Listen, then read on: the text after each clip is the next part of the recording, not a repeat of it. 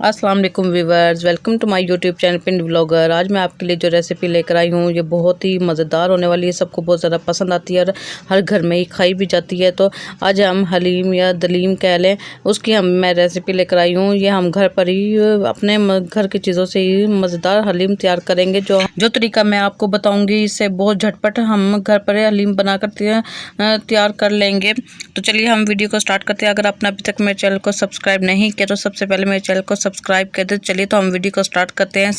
सबसे पहले हम यहाँ पर गंदम ले लेंगे। गंदम ये धुली हुई है और ये बाज़ार से आपको हर जगह इजीली मिल जाती है। हम यहाँ पर ये 2 कप गंदम लेंगे, क्योंकि गंदम से ही हलीम या दलीम हमारा बहुत मज़े का बनता है और इसी से ही हमारे हलीम में लेस भी होता है। और इसी के साथ मैं यहाँ पर 1 कप जो लूँगी, आप जो भी ये धुली हुई कुटी हुई है ये भी बाज़ार से इजीली मिल जाती है।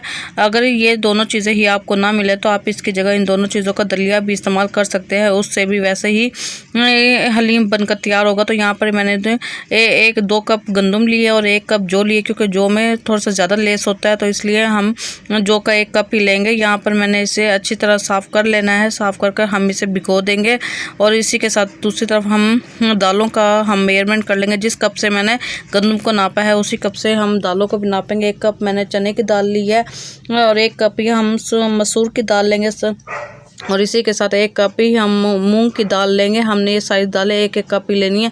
ये दाल माश है, सफ़ेद दाल भी इसे कहते हैं। 1 कप ही हम इसमें ये लेंगे और 1 कप ही हम इसमें चावल लेंगे। ये मैं थोड़ी सी ज़्यादा क्वांटिटी में बना रही हूँ। अगर आपने कम क्वांटिटी में बनाना है तो आप इसकी मिकदार को हाफ़ कर लीजिएगा।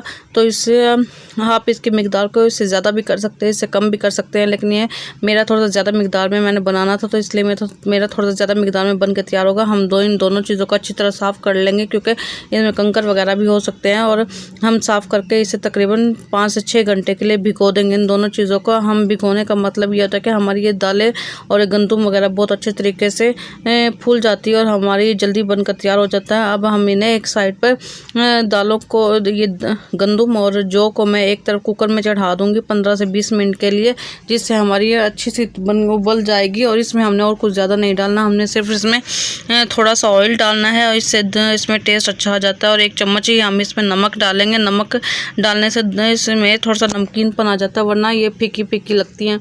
इसी के साथ यहाँ पर मैंने ये दालें भी भिगो रखी थी, इसका भी हम पानी निकाल कर इसे भी साथ बर्तन में उबलने के लिए रख देंगे। इसमें भी हमने ऐसे ही करना है, लेकिन अभी हम इसमें ऑयल और नमक को ऐड नहीं करेंगे, क्योंकि दालों को ऊपर इस तरह झाग वगैरह आते हैं जो हमारी सेहत के लिए अच्छे नहीं होते। हम पहले इसके झाग अच्छी तरह ऊपर से उतार लेंगे, फिर हम इसमें ऑयल और नमक ऐड करेंगे। नमक और ऑयल डालने से एक तो इसमें टेस्ट अच्छा आ जाता है, ये फीकी फीकी नहीं लगती, और ऑयल डालने से इसमें अच्छा टेस्ट आ जाता है। तो हम इसे भी उबलने के लिए रख देंगे दरमियानी आंच पर। तो इस तरह हमारा हलीम बहुत झटपट से बनकर तैयार हो जाता है, क्योंकि हमारी ये दोनों चीज़ें ही उबली हुई होती हैं। तो इसके साथ अब ये देखें, मैंने तकरीबन 20 मिनट के लिए इसे उबाला था। मैंने इसे 100% नहीं उबाला, तकरीबन 70% मैंने इसे उबाला है, क्योंकि हमने बाद में मसाला भून कर भी इसे पकाना है, तो हमारे उसमें भी ये चीज़ें पकेंगी। अगर हम ऐसे ही उबला हुआ डाल देंगे तो हलीम में टेस्ट अच्छा नहीं आएगा। हमने इसे 70% ही उबालना है दोनों चीज़ों को। हम ये देखें आपके पास सामने, ये अब दाल भी मेरी उबल गई है। जो दाल और चावल वगैरह थे, सारी दालें ये अलग हो गई हैं। तो अब हम एक कुकर में गोश्त का मसाला बनने के लिए रखेंगे। गोश्त को हमने पहले थोड़ा सा ऑयल ले लेना है। इसमें हम 1 चम्मच जीरा डालेंगे और इसमें तकरीबन 2 से 3 चम्मच हम इसमें अदरक लहसुन का पेस्ट डालेंगे। इसे हल्का सा हम भून लेंगे, क्योंकि दोनों चीज़ें ही बहुत जल्दी भून जाती हैं। इसे ज़्यादा देर तक भूनना नहीं है, क्योंकि अगर हम ज़्यादा देर तक भूनेंगे तो ये जल जाएगा। यहाँ पर मैंने आधा किलो से ज़्यादा बीफ लिया है, बड़े का गोश्त लिया है। तो हम इसे थोड़ा सा इसी अदरक लहसुन और ज़ीरे के हम भुने हुए इसमें हम इसे फ्राई कर लेंगे। हमने इसे इतना फ्राई करना है कि इसका अच्छी तरह कलर चेंज हो जाए। जब इसका कलर चेंज होएगा तो हम इसमें सिर्फ नमक डालेंगे और कोई भी हमने मसाला ऐड नहीं करना। सिर्फ नमक डालकर हम इसमें थोड़ा सा ज़्यादा पानी हम इसे उबलने के लिए रख देंगे। अगर पानी एक्स्ट्रा भी हो गया तो अच्छी बात है, ये हम यखनी के तौर पे इसमें यूज़ कर लेंगे। बाकी मैं आपको दिखा रही हूँ, ये मैंने थोड़ा सा खुश्क मसाले लिया अलग से। ये थोड़ी सी मैंने बिल्कुल थोड़ा सा टुकड़ा इसका जायफल का लिया है और इसमें 2 इलायची, 2 बड़ी इलायची, 1 छोटी इलायची ली थी, दालचीनी ली थी।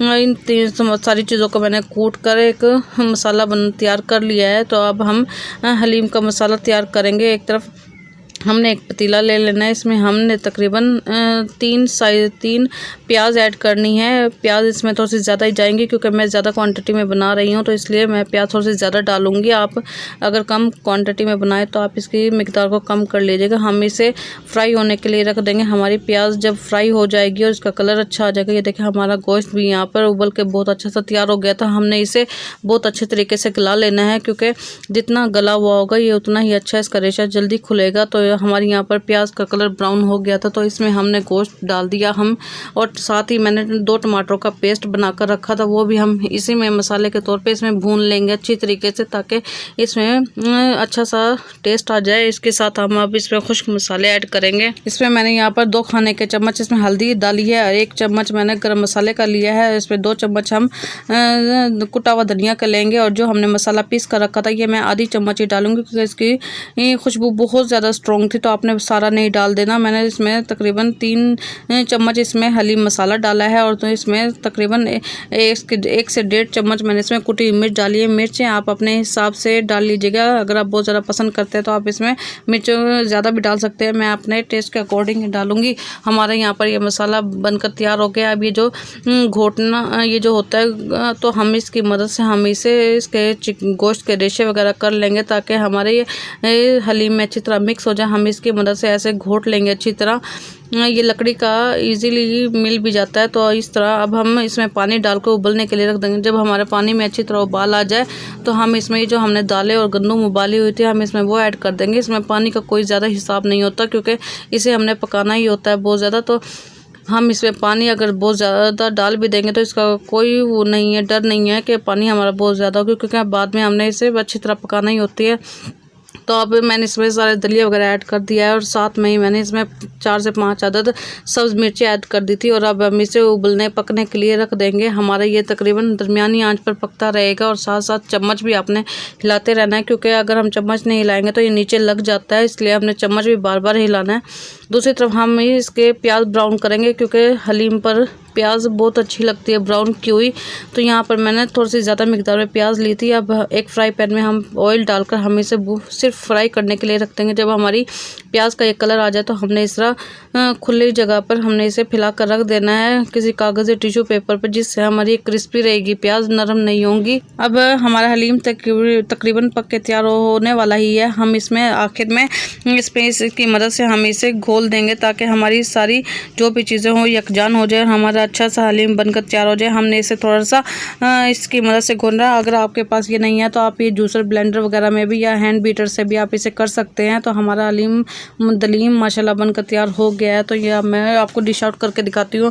हमने इसके ऊपर खूबसूरती के लिए और टेस्ट के लिए हम इस पर ब्राउन प्याज ऐड करेंगे, इससे इसका टेस्ट और दुबाला हो जाता है। साथ में हम इस पर ग्रीन चिली, और ये मेरे पास थोड़ी सी रेड चिली थी, ये हम बारीक बारीक काट के डालेंगे, और इसी के साथ हम यहाँ पर लेमन भी इसके ऊपर डालेंगे। लेमन से भी इसका टेस्ट बहुत अच्छा लगता है। अगर लेमन नहीं है तो आप इस दही की मदद से भी आप इसे खा सकते हैं। थोड़ा सा हम इस पर ग्रीनरी के लिए हम थोड़ा सा धनिया ऐड करेंगे। ये देखने में जितना खूबसूरत लग रहा है उतना ही खाने में भी बहुत खूबसूरत है। सो व्यूअर्स, उम्मीद है कि आपको मेरी रेसिपी बहुत अच्छी लगी होगी। आपने मेरी रेसिपी को इसी तरह फॉलो करना है। अगर मेरी रेसिपी अच्छी लगी हो तो मेरे चैनल पिंडी व्लॉगर को लाइक कर दे, शेयर कर दे, सब्सक्राइब कर दे।